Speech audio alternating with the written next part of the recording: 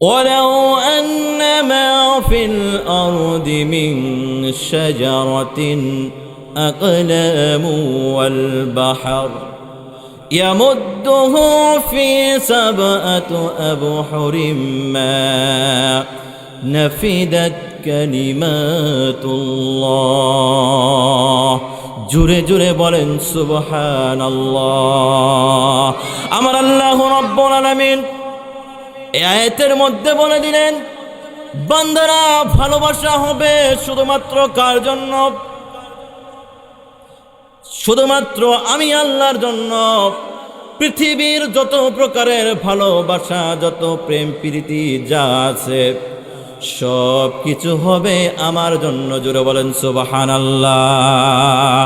আর এই ভালোবাসা প্রকাশের মাধ্যম হিসাবে যদি তোমরা পৃথিবীর বুকে বৃক্ষ নামের যতগুলো বৃক্ষ তরুণতা রয়েছে, এই বৃক্ষগুলো গাছপালাগুলোকে যদি তোমরা কলমে পরিণত করো, আর দুনিয়ার বুকে যত রকমের পানীয় বস্তু রয়েছে, আটলান্টিক মহাসাগর সহ যত রকমের মহাসাগর, যত রকমের নদী খাল বিল যা কিছু হাওর বাওর রয়েছে, অর্থাৎ পৃথিবীর বুকে যত প্রকারের পানীয় বস্তু রয়েছে, এই পানীয় বস্তুগুলো আর যদি এই বৃক্ষ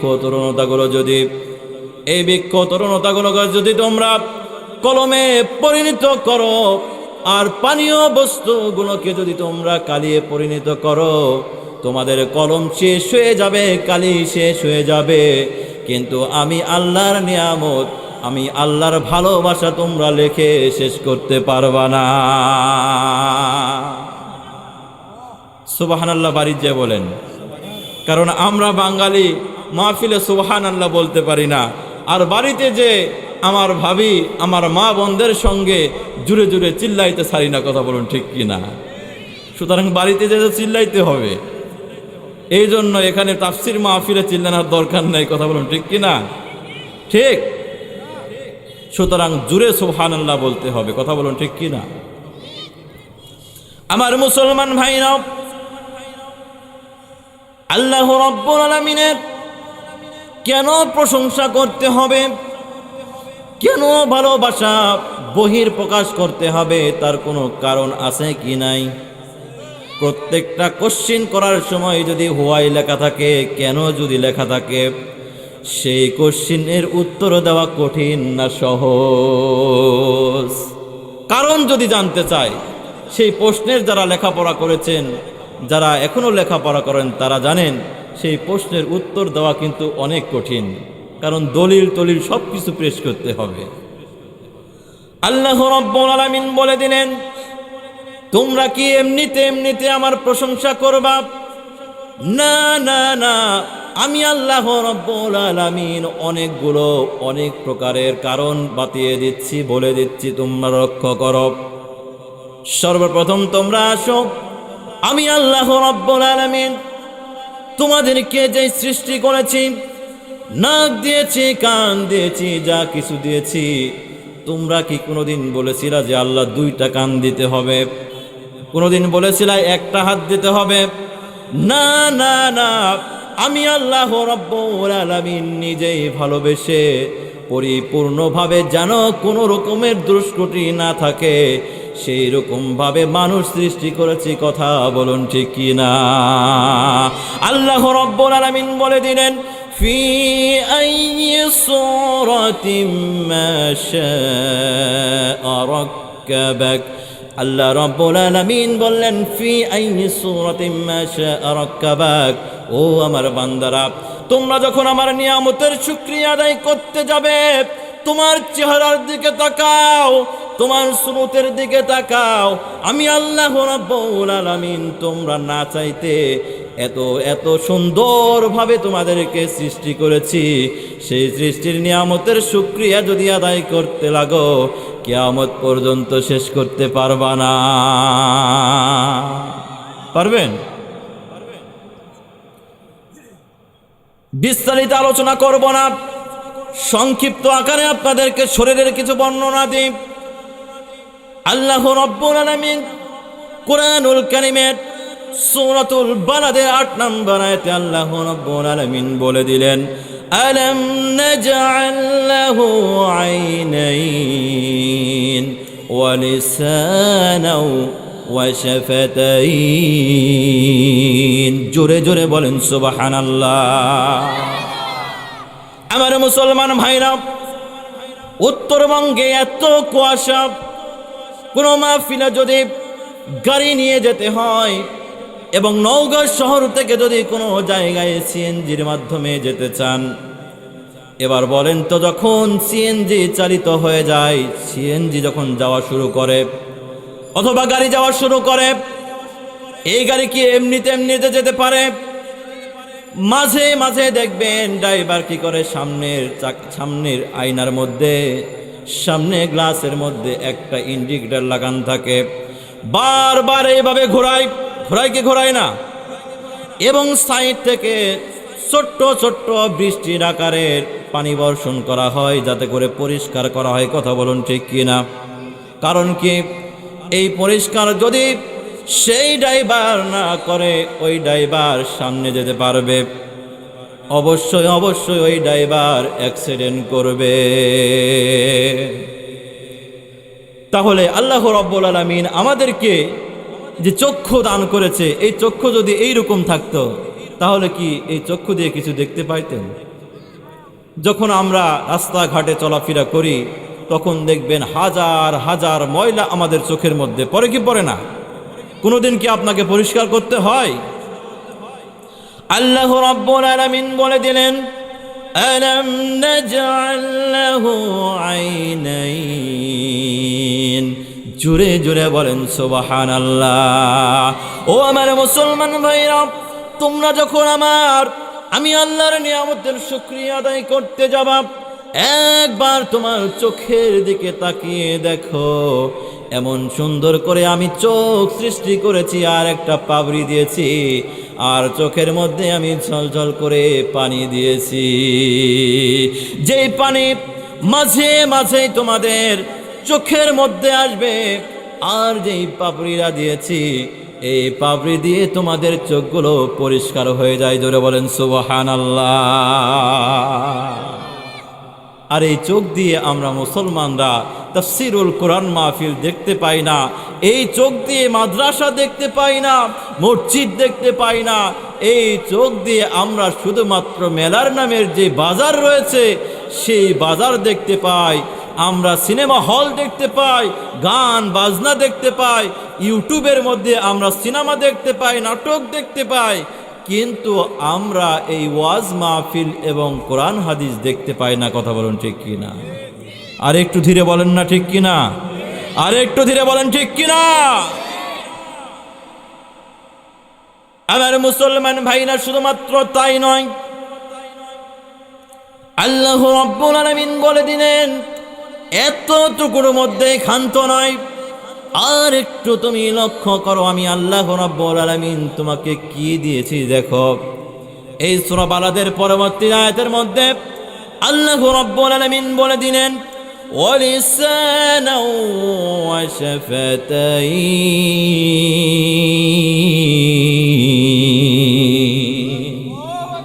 যে আল্লাহু আকবার দিলেন, ওয়াজ মনে হয় আর হবে না। জোরে বলেন আল্লাহু আকবার। জার্নি করে আপনি আসছেন না আমি আসছি? আমি ক্লান্ত না আপনারা ক্লান্ত? আমি ক্লান্ত না? তাহলে আপনাদের জুড়ে বলতে হবে, আপনারা এমনভাবে জুড়ে বলবেন যে আমি এমনি ইস্কিতে উঠে যাই। কথা বলেন ঠিক কি না? পারবেন কি না? ওয়াজ কি খারাপ লাগতেছে? ওয়াজ শুরুই হয়নি, দাঁড়ান, ওয়াজ শোনাবো ইনশাআল্লাহ। আল্লাহ রাব্বুল আলামিন বলে দিলেন, ওয়ালিসানাও ওয়া শাফাতাইন। বান্দারা, আমার নিয়ামতের শুকরিয়া যদি তোমরা আদায় করতে চাও, আর একবার তোমরা লক্ষ্য করো, ওয়ালিসানাও, আমি আল্লাহ রাব্বুল আলামিন তোমাদেরকে জিহ্বা দিয়েছি, ওয়া শাফাতাইন, সঙ্গে সঙ্গে দুইটা ঠোঁট দান করেছি। জোরে বলেন সুবহানাল্লাহ। এই মুখের এত নিয়ামত, এত নিয়ামত, এই মুখ যদি বন্ধ করে দেওয়া হয়, পৃথিবীর বুকে লক্ষ লক্ষ খাবার রয়েছে, লক্ষ লক্ষ স্বাদ রয়েছে। এই স্বাদগুলো আমরা কি ভক্ষণ করতে পারবো? সামনে রমজান মাস, নওগাঁতে তেমন পাওয়া যায় না, রাজশাহীতেও তেমন খুব একটা পাওয়া যায় না। কিন্তু আপনি যদি ঢাকা শহর চট্টগ্রামের মধ্যে যদি ইফতার মাহফিলে যান, বুফে ইফতারি আছে কি নাই? একটা ইফতারের মধ্যে 100 থেকে 120 রকমের আইটেম। জিব্বা বলে দিবে 100টা 20 রকমের, যে 120 রকমের যে ইফতারি রয়েছে, একবার করে জিব্বাতে ধরবেন, দেখবেন 120 রকমের স্বাদ জিব্বা বলে দিবে। জোরে বলেন সুবহানাল্লাহ। শুধুমাত্র 1 ফোঁটা তরকারি যদি আপনি মুখের মধ্যে নেন, লবণ কম হয়েছে না ঝাল কম হয়েছে বলেন কি বলেন না? এই মুখের মধ্যে যদি জিহ্বা আল্লাহ রাব্বুল আলামিন না দিতেন, তাহলে আমরা এই স্বাদগুলো কি আমরা উপভোগ করতে পারতাম? কিন্তু আমরা আল্লাহ রাব্বুল আলামিনের এই জিহ্বা পাওয়ার পরেও আল্লাহ রাব্বুল আলামিনের এই জিহ্বা দিয়ে কোরআন পড়তে ভালো লাগে না, জিকির করতে ভালো লাগে না। কথা বলুন ঠিক কিনা আমার মুসলমান ভাইরা? শুধুমাত্র তাই নয়, বাংলাদেশে যদি আপনি লক্ষ্য করেন, এই মুখের মাধ্যমে হাজার হাজার কোটি কোটি ল্যাঙ্গুয়েজ আল্লাহ রাব্বুল আলামিন সৃষ্টি করে দিয়েছেন। জুড়ে বলেন সুবহানাল্লাহ।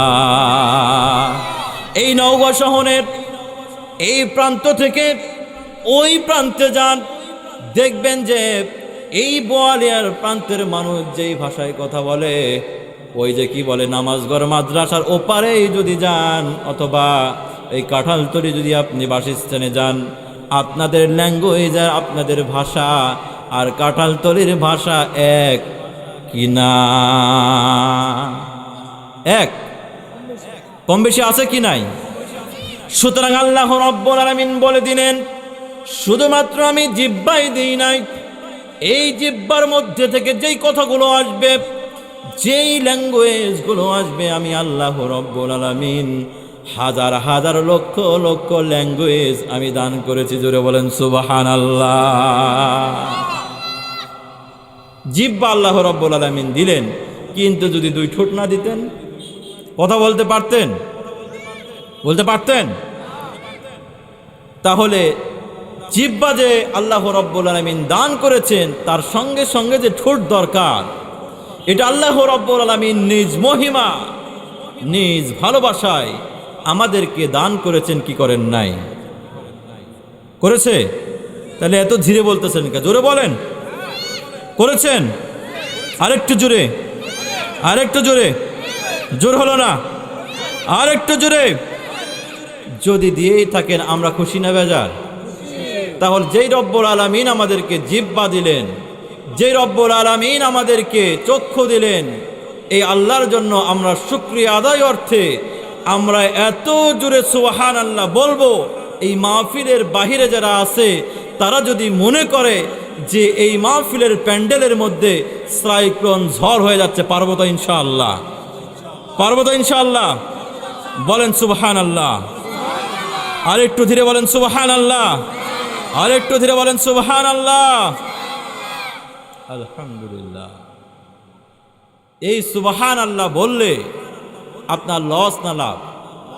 আল্লাহ রাসূল সাল্লাল্লাহু আলাইহি ওয়াসাল্লাম বলেছেন, যদি কোনো ব্যক্তি একবার সুবহানাল্লাহ বলে, তার জন্য আমি আল্লাহ রাব্বুল আলামিন জান্নাতের মধ্যে একটি গাছ রোপণ করি। জোরে বলেন সুবহানাল্লাহ। আর একটু জোরে বলেন সুবহানাল্লাহ।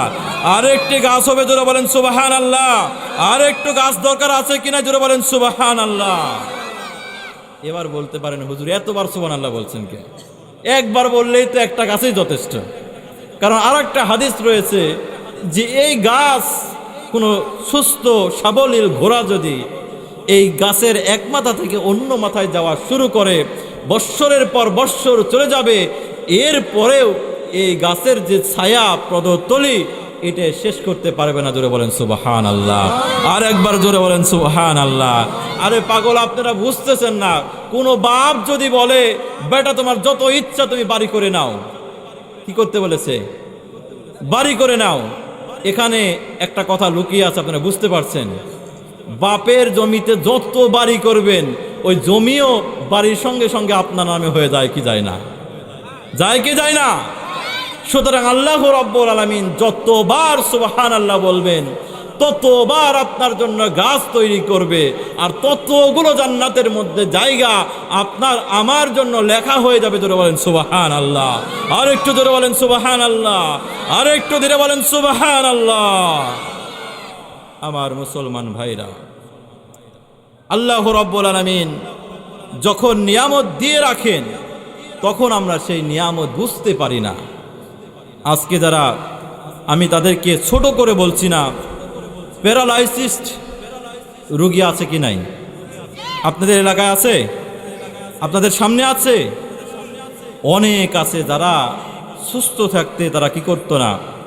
মসজিদে যেত না, মাদ্রাসায় যেত না, মসজিদের ধারে যেত না, কিন্তু আজকে সেই যৌবন, সেই হাত, সেই পা, সব কিছু আল্লাহ রাব্বুল আলামিন শুধুমাত্র 1 মিনিট আপনার রক্তগুলোকে বন্ধ করে দিয়েছিল। 1 মিনিটও না, কিছু সেকেন্ডের জন্য রক্তের যে ফ্লো রয়েছে, রক্ত যে আপনার শরীরের মধ্যে নড়াচড়া করে, সেটা বন্ধ করে দেওয়ার কারণে আপনি আর হাত লড়াইতে পারেন, আপনার মাথা,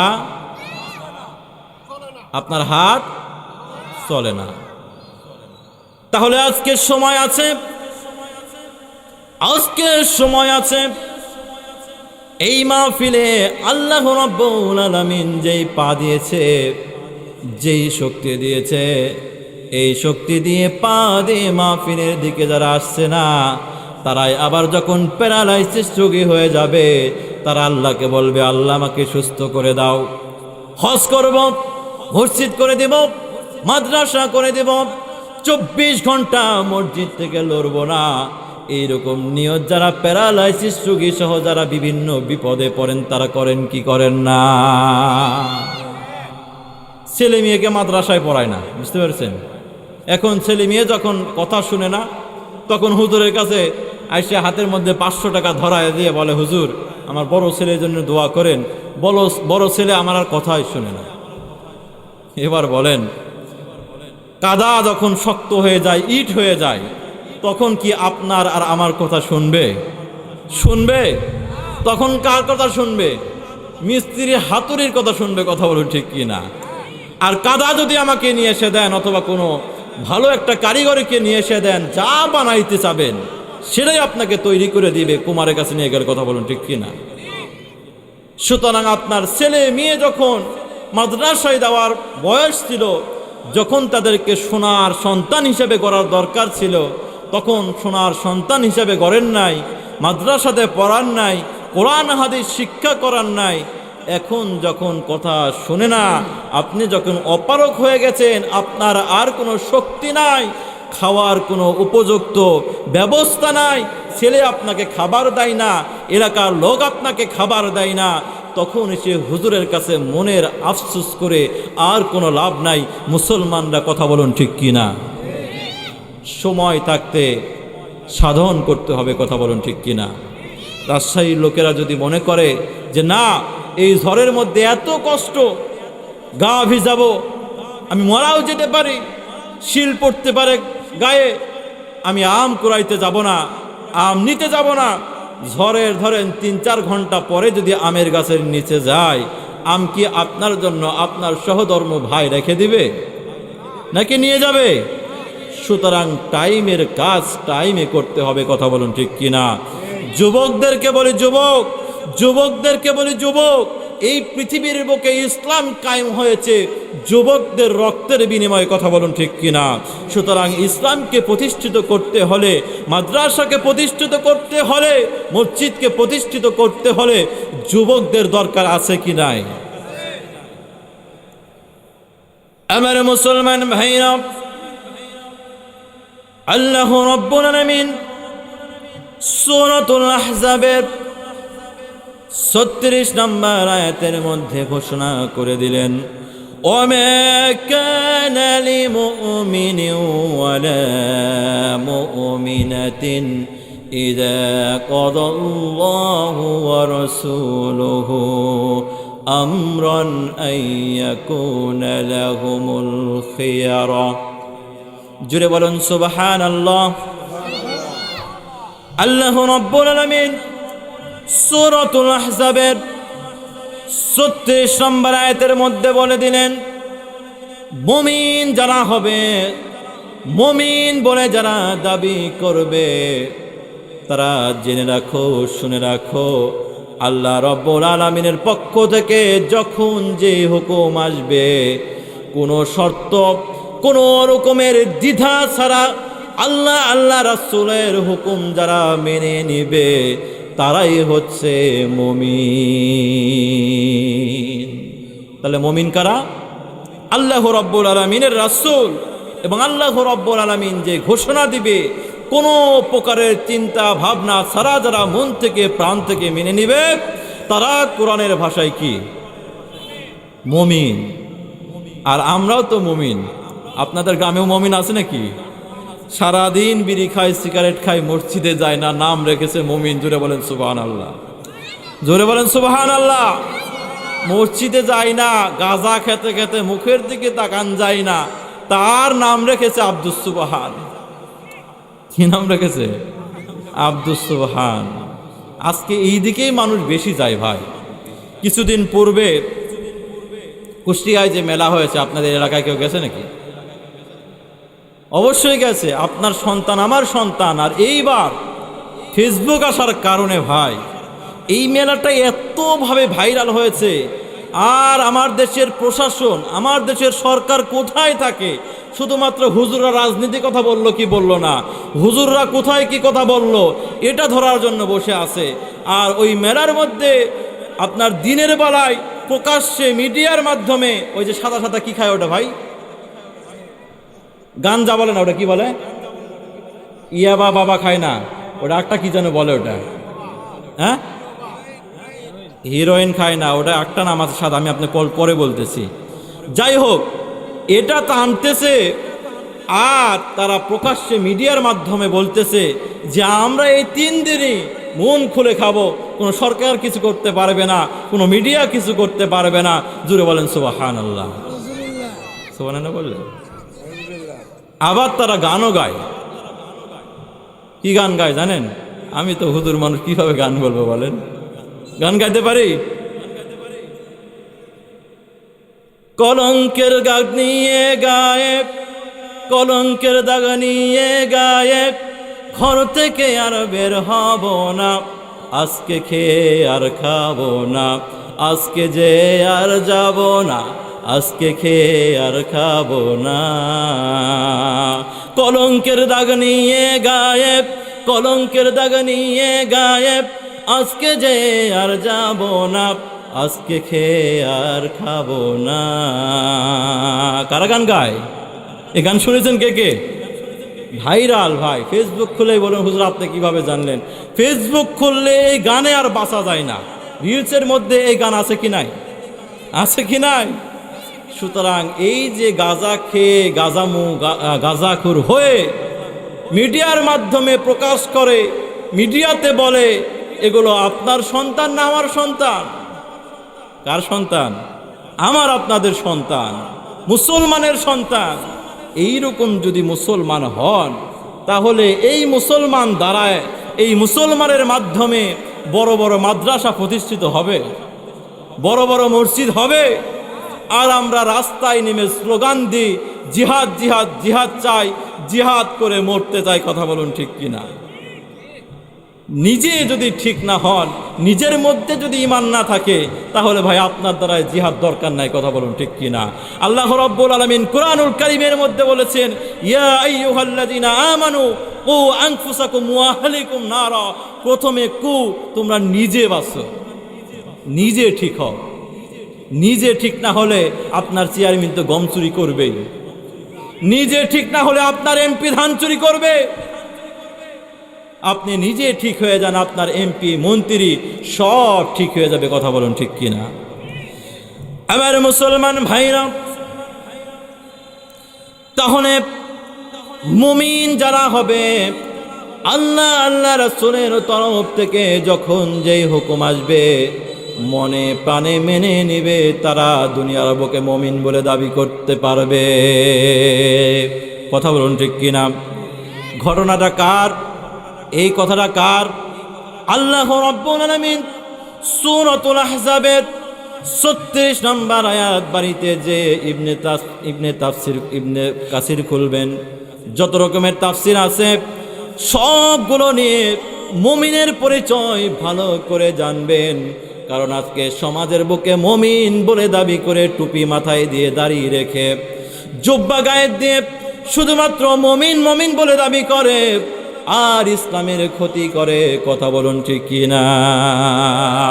আমার মুসলমান ভাইরা, এই 36 নম্বর আয়াতের তাফসীরের মধ্যে আল্লাহ রাব্বুল আলামিন ছোট্ট একটা সাহাবীর ঘটনা বলেছেন। সাহাবীর নাম হযরতে জুলাইবির রহমাতুল্লাহি আলাইহি। নাম কি?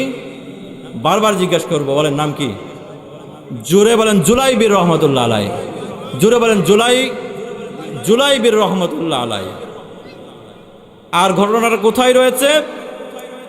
সূরা আহজাবের 36 নম্বর আয়াত। ভাই মুখস্থ করে যেতে হবে।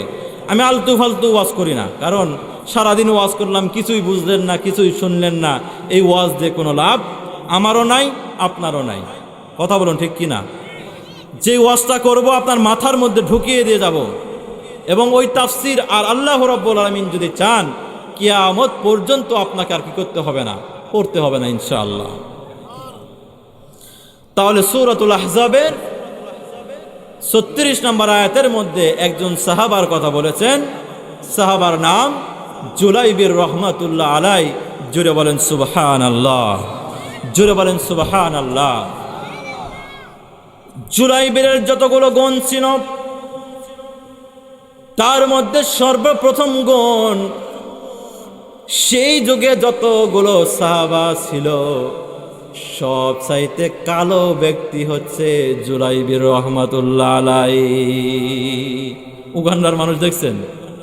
উগান্ডার মানুষের চাইতেও কালো হযরত জুলাইবির রহমাতুল্লাহ আলাইহি, নাম্বার 1। দ্বিতীয় নম্বরে মক্কার মুখে সবচাইতে খাটো মানুষ, বেটা মানুষ যাকে বলা হয়, সেই ব্যক্তি যিনি ছিলেন তিনি জুলাইবির রহমাতুল্লাহি আলাইহি।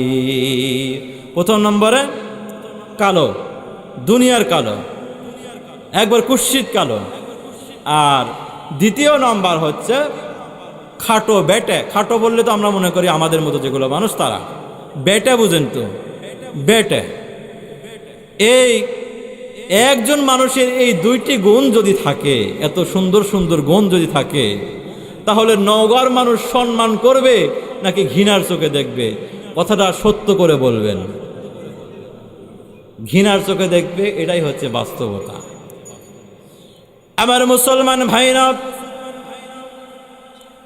হযরতে জুলাইবির রহমাতুল্লাহি আলাইহি প্রথম নম্বর ছিলেন কালো, আর দ্বিতীয় নম্বরে ছিল বেটা। সেটার মধ্যে কোনো সন্দেহ নাই, কারণ ঘটনাটা তাফসীরের মধ্যে এসেছে আর বর্ণনা করেছে আমার আল্লাহ। কথা বলুন ঠিক কিনা? আজকে সংক্ষিপ্ত আকারে একজন সাহাবীর জীবনে কেমন মুমিন হতে হয়, কেমন মুসলমান হতে হয়, সেটা এই জুলাইবির রহমাতুল্লাহি আলাইহির ঘটনা থেকে আমরা শিক্ষা নিয়ে যাব। জোরে বলেন সুবহানাল্লাহ। আমার মুসলমান ভাইরা, এই জুলাইবির রহমাতুল্লাহি আলাইহি আল্লাহ রাসূল সাল্লাল্লাহু আলাইহি ওয়াসাল্লামের জামানায় যখন ইসলাম আল্লাহ রাসূল সাল্লাল্লাহু আলাইহি ওয়াসাল্লাম প্রকাশ্যে কি করে নাই, প্রকাশ্যে দাওয়াতের কাজ শুরু করে নাই, গোপনে গোপনে ইসলাম শুধুমাত্র সাজিয়ে নিচ্ছে। হাতে গোনা কয়েকটা যখন মুসলমান ছিল, সেই সময় অন্যতম সাহাবা ছিলেন হযরত জুলাইবির রহমাতুল্লাহি আলাইহি।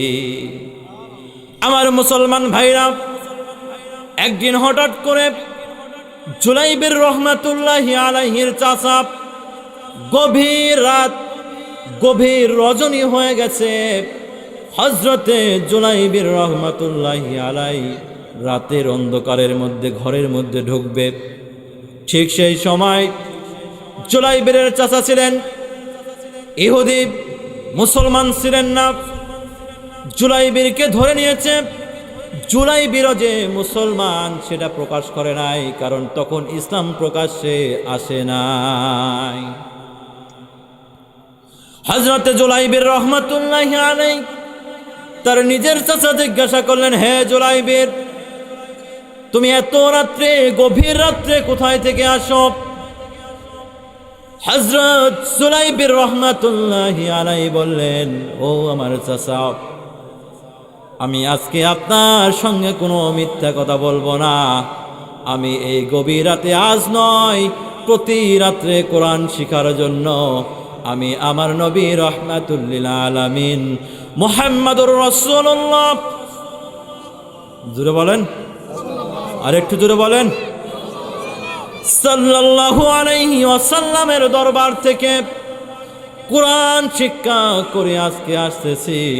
এবং এইরকম ভাবে আমি প্রতি রাত্রে আমার নবীর কাছে কোরআন শিক্ষা করতে যাই। জোরে বলেন সুবহানাল্লাহ। এই ঘটনার পরে জুলাইবির চাচা বলল, না না না ভাতিজা, তুমি আর আমার বাসায় থাকতে পারবে না। আমার পরিচয় নিয়ে তুমি আর আমার সমাজে থাকতে পারবে না। সমাজ থেকে নয়, আমার বাড়ি থেকে তোমাকে ছিন্ন করে দিলাম। তুমি আমার বাড়ি থেকে চলে যাও, কোথায় থাকবে, কোথায় পড়বে, আমি তোমার চাচা হিসাবে সেটা জানি না। তার কিছুদিন পরের ঘটনা, আল্লাহ রাসূল সাল্লাল্লাহু আলাইহি ওয়াসাল্লাম মক্কা থেকে মদিনায় হিজরত করার জন্য রওনা হয়ে গেলেন। সঙ্গে ছিলেন, তার নাম কি? সঙ্গে ছিলেন জুলাইবির রহমাতুল্লাহি আলাইহি, আরো সাহাবারা ছিলেন। মক্কা থেকে ইলাল মক্কাতি ইলাল মাদিনা, মিনাল মক্কাতি ইলাল মাদিনা, মক্কা থেকে মদিনায় হিজরত করলেন। এবার জুলাইবির রহমাতুল্লাহি আলাইহি আল্লাহর এত পাগল ছিলেন, যখন কোরআন তেলাওয়াত করতেন, কোরআন নিয়ে বসতেন, এত পাগল হতেন যে আশেপাশে কে আছে আর দেখার সময় নাই, শুধুমাত্র কেবলমাত্র আল্লাহর ধ্যানে থাকতেন। জোরে বলেন সুবহানাল্লাহ। মানে একটু জোরে করে পড়তো। মসজিদের মধ্যে এরকম মুসল্লি আছে না নাই? বিরক্ত হন কি হন না? এবং অনেক সময় সভাপতি যদি খুব বিরক্তবান মানুষ হয়, ধরেন যে ব্যাংকে চাকরি করে, সরকারি চাকরি করে, তার ভাবে ওই মুসল্লি ঠিক মতো কোরআনই পড়তে পারে না। কথা বলুন ঠিক কিনা? কথা বলুন ঠিক কিনা? এইরকম ঘটনা জুলাইবিরের জীবনীতে ঘটেছে। জুড়ে জুড়ে কোরআন পড়ে, পাগলের মতো কোরআন পড়ে। কারণ কোরআন যখন পড়ে, আল্লাহ রাসূলকে ছাড়া অন্য কারো কথা, অন্য কারো চিন্তা তার মাথার মধ্যে থাকে না। জুড়ে বলেন সুবহানাল্লাহ। আল্লাহ রাসূল সাল্লাল্লাহু আলাইহি সাল্লাম এই জিনিসটা বুঝতে পেরেছেন যে সব সাহাবারা বিরক্ত। আল্লাহ রাসূল সাল্লাল্লাহু আলাইহি ওয়াসাল্লাম সাহাবাদেরকে বললেন, তোমরা জুলাইবিরকে সুযোগ দাও। জুলাইবির শুধুমাত্র এই জুলাইবির নয়, নিজের পরিবার ছেড়েছে, নিজের দেশ ছেড়েছে, শুধুমাত্র আমার ভালোবাসার জন্য, আমার আল্লাহর ভালোবাসার জন্য। জোরে বলেন সুবহানাল্লাহ। ঘটনা বিশাল বড়, কিন্তু এত সময় তো আমি আলোচনা করতে পারবো না, সময় আমাকে বেঁধে দেওয়া। সংক্ষিপ্ত আকারে বলি, এই জুলাইবির যখন যুবক হয়ে গেলেন, এবার যুবক যারা আছে তারা একটু বলো, যুবক যখন হয়ে যাও, মনে মনে চাও কি চাও না আমার একটা গার্লফ্রেন্ড থাক? চাই কি না? নওগাঁর ছেলে বের মনে হয় প্রেম করে না, ডানা পার্কে যুবকই নাই, কথা বলুন ঠিক কি না? আছে? এই যে এই পার্কের নাম কি? শখের পল্লী। শখের পল্লী তো মনে হয় যে কোনো যুবকই পাওয়া যায় না নওগাঁতে, কথা বলুন ঠিক কি না? কারণ সব দাড়ি পাকা, দাড়ি একবারে যারা মুরব্বী তারা যে বসে থাকে, কথা বলুন ঠিক কি না? কথা বলুন ঠিক কি না? আমার মুসলমান ভাইরা, এই যুবকরা যখন যুবক হয়ে যায় তাদের মনের মধ্যে আকাঙ্ক্ষা সৃষ্টি হয় যে না জানি আমার যদি একটা গার্লফ্রেন্ড থাকতো, না জানি আমার যদি একটা বিয়ে হতো, তাহলে আমার কতই না মজা লাগতো, কথা বলুন ঠিক কিনা? কথা বলুন ঠিক কিনা? এখন জুলাইবির রহমতুল্লাহ আলাই এত ভালো মানুষ, উনি তো আর গার্লফ্রেন্ড চায় না, কথা বলুন ঠিক কিনা? জুলাইবির রহমতুল্লাহ আলাই সময় শেষ, কারণ অলরেডি আমার কাছে স্লিপ এসেছে, সময় শেষ, ঘটনা অনেক বাকি, দেখা যাক কতদূর পর্যন্ত আমি যেতে পারি। জুলাইবির রহমতুল্লাহ আলাই আল্লাহ রাসূল সাল্লাল্লাহু আলাইহি ওয়াসাল্লামের কাছে চলে গেলেন, যে বললেন, ইয়া রাসূলুল্লাহ, ইয়া হাবিবাল্লাহ, ইসলামের জন্য আপনার জন্য ঘর বাড়ি আত্মীয় স্বজন যা কিছু রয়েছে সব কিছু ছেড়ে শুধুমাত্র কেবলমাত্র আপনি আর আপনার আল্লাহর ভালোবাসার জন্য আপনার সঙ্গে আছি। সুতরাং আজকে আমার মা বলেন, আমার বাবা বলেন, আমার আত্মীয় স্বজন যা আছে সব কিছু একমাত্র কে? হুজুরে বলেন, একমাত্র আল্লাহ নয়, একমাত্র আল্লাহ রাসূল। সুতরাং ইয়া রাসূলুল্লাহ, আমারও মনে চাই, যদিও আমি দেখতে কালো, যদিও আমি বেটা মানুষ, এরপরেও আমার মনের মধ্যে আকাঙ্ক্ষা হয় যদি আপনি আমার জন্য একটা ঘটকালি করে দেন, তাহলে আমি এই কালো কুসুসে জুলাবির আমি বিবাহ করতে পারবো। জুড়ে বলবেন না সুবহানাল্লাহ? সংক্ষিপ্ত আকারে বলেন, জুলাইবির রহমাতুল্লাহি আলাইহি প্রস্তাব দিলেন রাসূলের কাছে। আল্লাহ রাসূল সাল্লাল্লাহু আলাইহি ওয়াসাল্লাম বললেন, যাও জুলাবির, তোমার জন্য আমি মেয়ে দেখতেছি, তোমার আর চিন্তা করতে হবে না।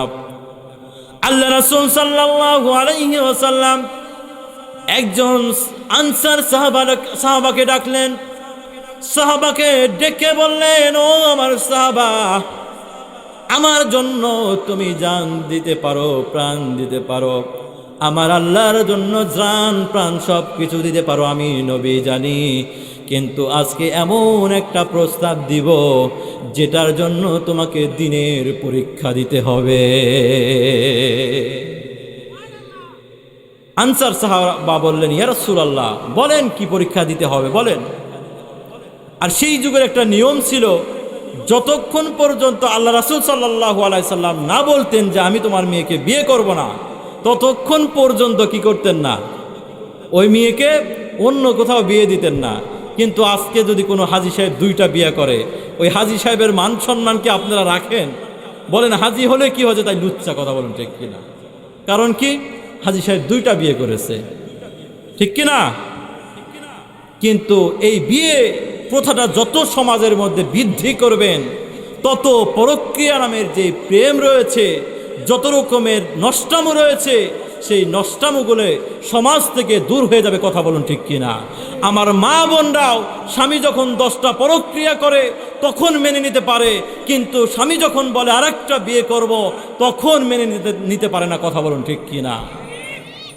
সুতরাং পরক্রিয়াকে ছেড়ে দিয়ে, নষ্টামো ছেড়ে দিয়ে বিয়ের দিকে অগ্রসর হন, অগ্রগামী হন, এবং আপনার ছেলে মেয়ে আত্মীয় স্বজন যখন বিয়ের উপযুক্ত সময় হবে, ওই ডানা পার্কের মধ্যে নয়, এই বিভিন্ন পার্কের মধ্যে নয়, ঘরের মধ্যে ব্যবস্থা করে দেন, তাহলে নষ্টামো আর রাস্তায় হবে না, পার্কের মধ্যে হবে না, কথা বলুন ঠিক কি না?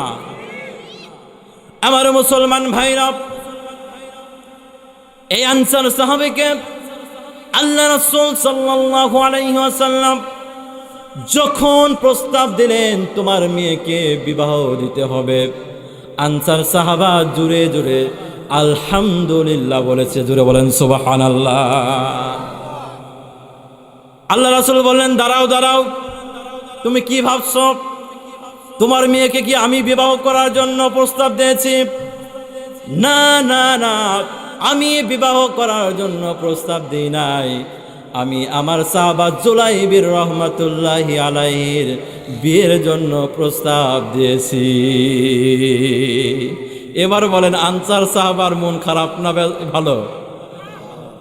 কারণ প্রত্যেকটা বাপ, প্রত্যেকটা মা চায় ছেলে যেটাই হোক না কেন, ছেলে যেন সরকারি চাকরিজীবী হয়। কথা বলুন ঠিক কিনা? ছেলে যেন একটা স্মার্ট হয়। আমার মুসলমান ভাইরা, আজকে যুগ পাল্টে গেছে।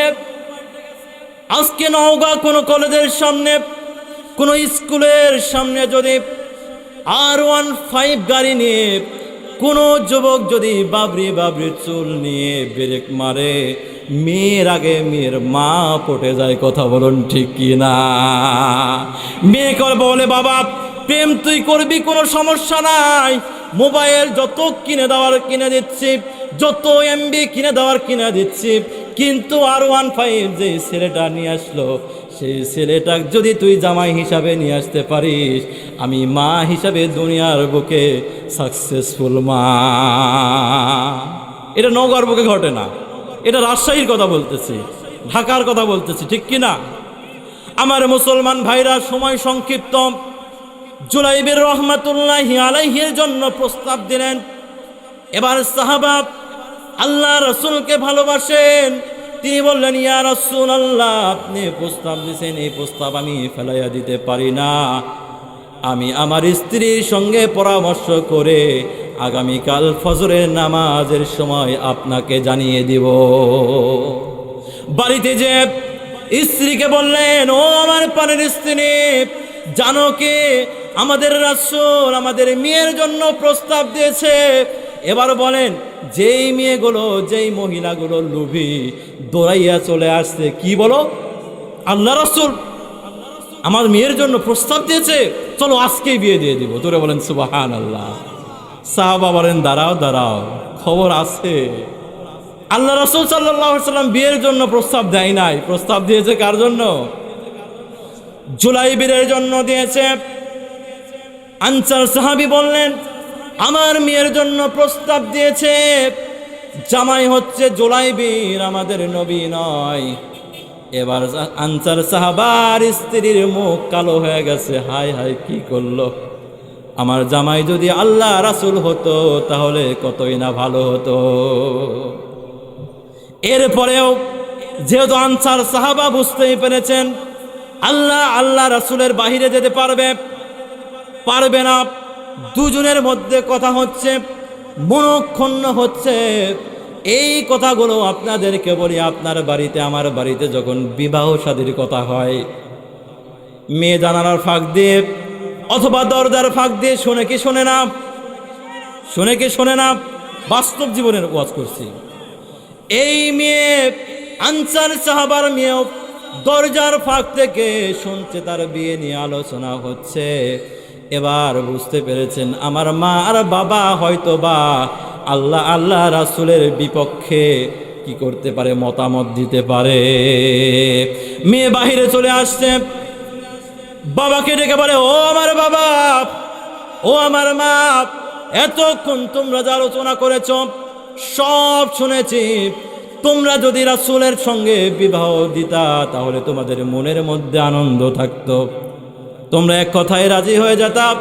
কিন্তু জুলাইবির কালো বলে, বেটে বলে, খাটো বলে তোমরা বিবাহ দিতে পারছো না। কিন্তু তোমরা কি সূরাতুল আহজাবের 36 নম্বর আয়াত তোমরা পড়ো না? সূরাতুল আহজাবের 36 নম্বর আয়াত কি? মুমিন যারা হবে সব কিছু ছেড়ে দিয়ে আল্লাহ রাসূলের হুকুম মানবে। কথা বলুন ঠিক কিনা?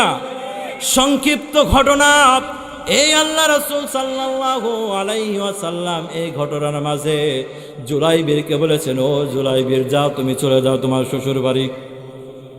জুলাইবির এবার বলেন, কোন ছেলেকে যদি বলা হয় বিবাহ শাদী হবে, তুমি চলে যাও তোমার শ্বশুর বাড়ি, সাইজা গোজা নতুন পাঞ্জাবি পরে, কোটটাই পরে, নতুন জামাইয়ের ভাব নিয়ে যাবে কি যাবে না? কিন্তু জুলাইবিরের কাছে এইরকম ভাবসাব নেওয়ার মতো কিছুই নাই, শুধুমাত্র ছিঁড়া একটা আপনার চাদর রয়েছে, সেটা নিয়েই জুলাইবির দৌড়। কোথায় দৌড়? হবু শ্বশুর বাড়িতে দৌড় মেরেছে। এরপরে জুলাইবির সময় সংক্ষিপ্ত রাখা, মানে গুছা বলতে পারতেছেন, শর্টকট শেষ করে দিতে, তাই কিনা? জুলাইবির রহমাতুল্লাহি আলাইহি দৌড় মেরেছে, শ্বশুর বাড়িতে চলে গেছে, আনসার সাহাবার বাড়িতে চলে গেছে। যাওয়ার পরে দরজার মধ্যে খটখট করে শব্দ করে। এখন বলেন, সাহাবা আনসারি সাহাবা এবং তার স্ত্রীর মন ভালো না খারাপ? মন খারাপ হয়ে আছে, তাই কিনা? এবার আনসার সাহাবা বললেন, দেখো তো কোন ফকির আসছে, এই ঝামেলার মধ্যে আবার ভিক্ষা দেওয়া যায়। এবার স্ত্রী যে সুন্দরভাবে দরজাটা খুলে দিয়েছে, সিরা চাদর পরে জুলাইবির যে পরিচয় দিচ্ছে, আমি আপনাদের হবু জামাই। এবার স্ত্রী বলছেন, যাও তো যাও, সময় নাই, এখন তোমাকে সাহায্য দিতে পারবো না, এখন ভিক্ষা দিতে পারবো না। এই বলে সঙ্গে সঙ্গে খিল, আপনারা কি বলেন, খিল নাকি, ঘরের দরজাটা আটকে দিয়েছে।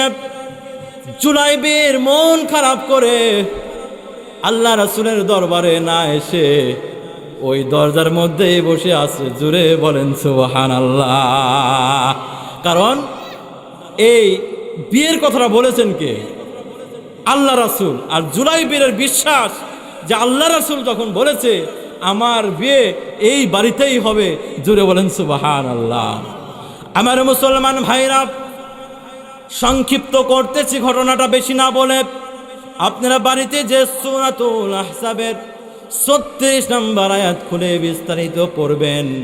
এবার সর্বশেষ যেই সিদ্ধান্ত আসলো, আনসার সাহাবীর মেয়ে বলল, মা শুনে রাখো, বাবা শুনে রাখো, তোমরা যদি জুলাইবিরের সঙ্গে বিবাহ দাও আর না দাও, কিন্তু আমি তোমাদের মেয়ে, আমি আল্লাহ রাসূলের হুকুম অমান্য করতে পারি না। সুবহানাল্লাহ। আর একটু জোরে বাড়িতে যে বলেন, জোরে বলেন সুবহানাল্লাহ। আমার মুসলমান ভাইরা, এই কথা শোনার পরে বাবা মা বুঝতে বাকি থাকলো না। সকলে একভাবে একত্রিতভাবে এক নিয়তে নিয়ত করলো, না না, এবার আমাদের জামাই হিসাবে মন থেকে হোক আর মনের বিপক্ষে হোক মেনে নিতে হবে জুলাইবিরকে। সংক্ষিপ্ত আকারে বলে দিই, রাসূল সাল্লাল্লাহু আলাইহি ওয়াসাল্লাম বিবাহের সব কিছু আয়োজন করলেন। রাসূল সাল্লাল্লাহু আলাইহি ওয়াসাল্লাম বিবাহ পড়াইলেন। এরপরে বাসর রাত হয় কি হয় না? বাসর রাত সাজানো গোছানো শেষ, সব আয়োজন বিয়ের জন্য শেষ। স্বামী আর স্ত্রীকে অর্থাৎ জুলাইবিরকে এবং আনসার সাহাবার মেয়েকে বাসর রাতের মধ্যে ঢুকিয়ে দেওয়া হয়েছে। এদিকে মদিনার বিভিন্ন সাইট থেকে আল জিহাদ আল জিহাদ আল জিহাদ বলে ডাক আসতেছে। জুড়ে বলেন সুবহানাল্লাহ। এবার স্ত্রীকে বুঝতে দিলেন না এবং আমাদেরকে বুঝতে হবে। আমরা কি মনে করি, আল্লাহ রাসূল সাল্লাল্লাহু আলাইহি ওয়াসাল্লাম সাহাবার যুগে যেই সাহাবারা ছিল তারা মনে হয় রোমান্টিক ছিল না, রোমান্টিক SMS লিখতে পারে না। যুবকরা মনে করে মাত্র তো মোবাইল আসলো, মাত্র ল্যাপটপ আসলো, মাত্র হোয়াটসঅ্যাপ আসলো, এইরকম বিভিন্ন ডিজিটালাইজড হলো। আর এই ডিজিটালাইজডের মধ্যে সুন্দরভাবে SMS লেখে, বিউটিফুল জানু মানু কয়ে SMS লেখে। কথা বলুন ঠিক কি না? লেখে কি লেখে না? লেখে। এই SMS লেখা কি খারাপ? খারাপ।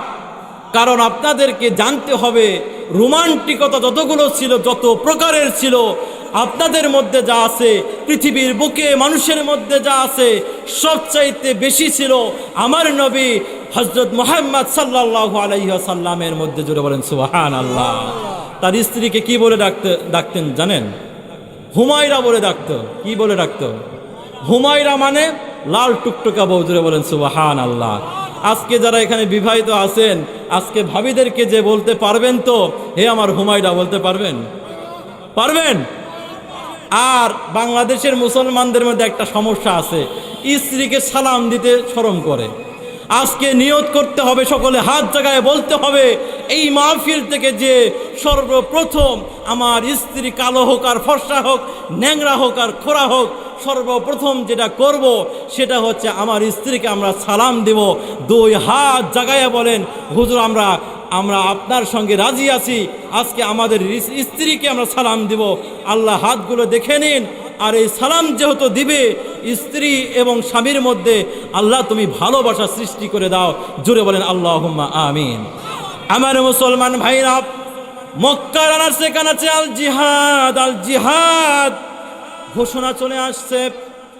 এবার হযরতে জুলাইবির রহমাতুল্লাহি আলাইহি বুঝে শেষ হয়ে গেছে, এই জিহাদের জন্য আল্লাহ রাসূল আমাকে আর ডাকবে না, সুতরাং যা করার আমার নিজেকে করতে হবে। এদিকে বাসর রাত, বলেন তো একজন যুবকের জন্য, একজন যুবতীর জন্য বাসর রাতটা কত গুরুত্বপূর্ণ, কথা বলুন ঠিক কিনা? লক্ষ টাকা দিলেও এই নওগাঁর যুবকরা কি বাসর রাত মিস করবে? আর যদি এইরকম মাহফিলটাকে বলবে, হাজার হাজার মাহফিল হবে, কিন্তু বাসর রাত আর হবে না, কথা বলুন ঠিক কিনা? হযরতে জুলাইবির রহমাতুল্লাহি আলাইহি বলেন, ও আমার পানির স্ত্রী, বলো তো আজকে কত আনন্দ করে বিষয়, এত সুন্দর আয়োজন, বাসর রাত, আমি রেডি, তুমি রেডি, সব কিছু রেডি, বলো এর চাইতে সুন্দর আর মুহূর্ত হতে পারে নাকি? আনসার সাহাবার মেয়ে অর্থাৎ জুলাইবির স্ত্রী বলল, না না, দুনিয়ার বুকে এই মুহূর্তর চাইতে আর কোনো বড় মুহূর্ত হতে পারে না। এবার জুলাইবির রহমাতুল্লাহি আলাইহি কত চালাক দেখেন, বলল, শোনো, এই যে তুমি স্ত্রী সেজে বসে আছো আর আমি জামাই, বাসর রাত রেডি। এই বাসর রাত যদি আমাদের এই ভাঙ্গা ঘরের মধ্যে না হয়ে এই বাসর রাত যদি জান্নাতের মধ্যে হয়, বলো তো কেমন লাগে? জোরে জোরে বলবেন সুবহানাল্লাহ। আমার মুসলমান ভাইরা, সংক্ষিপ্ত ঘটনা, আল্লাহ রাসূল সাল্লাল্লাহু আলাইহি ওয়াসাল্লাম এই জুলাইবিরকে ডাকবেন না।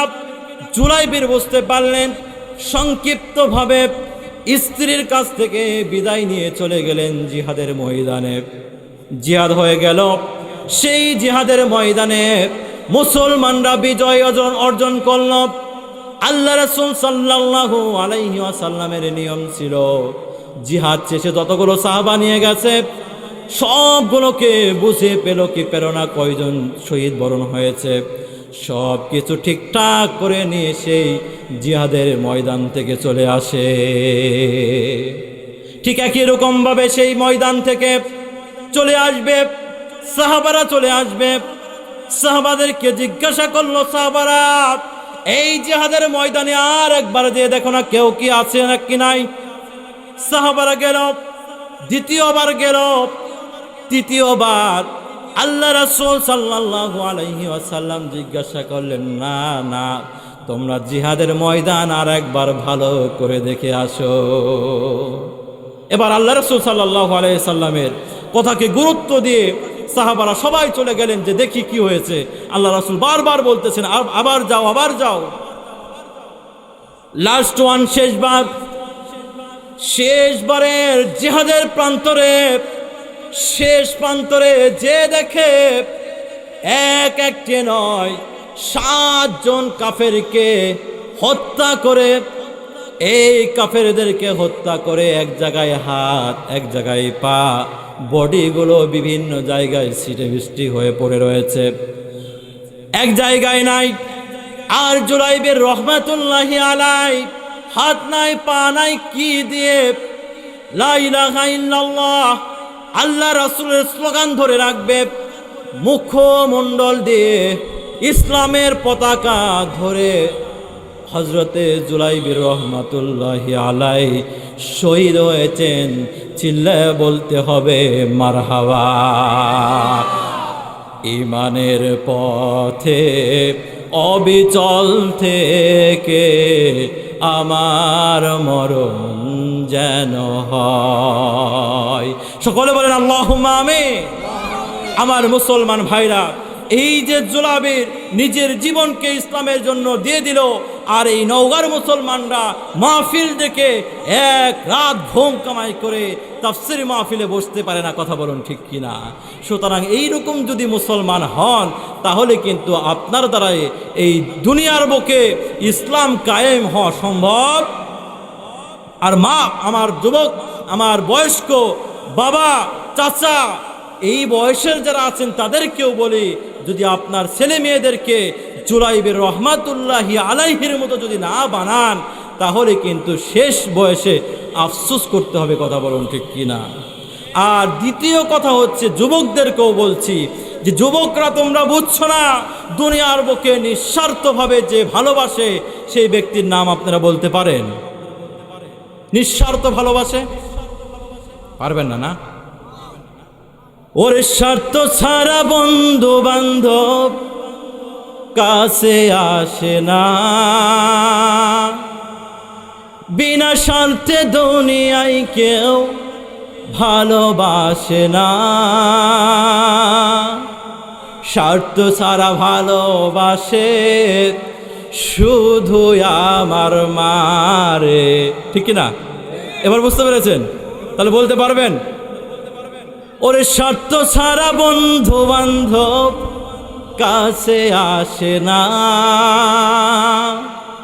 বিনা স্বার্থে দুনিয়ায় কেউ ভালোবাসে না, স্বার্থ ছাড়া ভালোবাসে শুধু আমার মারে, স্বার্থ ছাড়া ভালোবাসে শুধু আমার মা। আল্লাহ রাব্বুল আলামিন যে মাগুলো দুনিয়ার বুক থেকে বিদায় নিয়েছেন, সকলকে জান্নাত দান করুন। সকলে বলেন আল্লাহুম্মা আমিন। আমরা দোয়া করি, রব্বির হামহুমা কামা রব্বায়ানি সগীরা। আমার ভাইরা, এই মা যে কত ভালোবাসে, বাবা যে নিঃস্বার্থ কত ভালোবাসে, এই জিনিসটি আপনাদেরকে কি আর বুঝাইতে হবে? আমার ভাবিরা যদি বাজারের লিস্ট ধরাইয়া দিল, এমুক লাগবে তমুক লাগবে, ধরেন 120টা অথবা 200টা দিয়ে দিল, বাজার করতে যে সবগুলা নিয়েছেন, শুধুমাত্র একটা আইটেম ছেড়ে দিয়েছেন। এবার যদি একটা আইটেম ছেড়ে দিয়ে বাড়িতে আসেন, এবার বলেন এমন জ্ঞাল দেয় বাংলাদেশের ভাবিরা, যে জ্ঞালগুলো আমরা বক্তারা মুখে বলতে পারি না। ঠিক কিনা?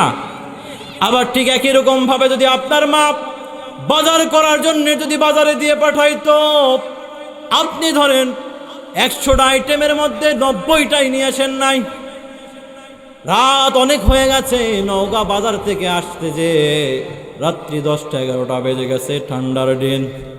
মা একবার ঘরের মধ্যে যায়, একবার লেপের মধ্যে যায়, একবার এই মাথায় যায়, বাড়ির ওই মাথায় যায়।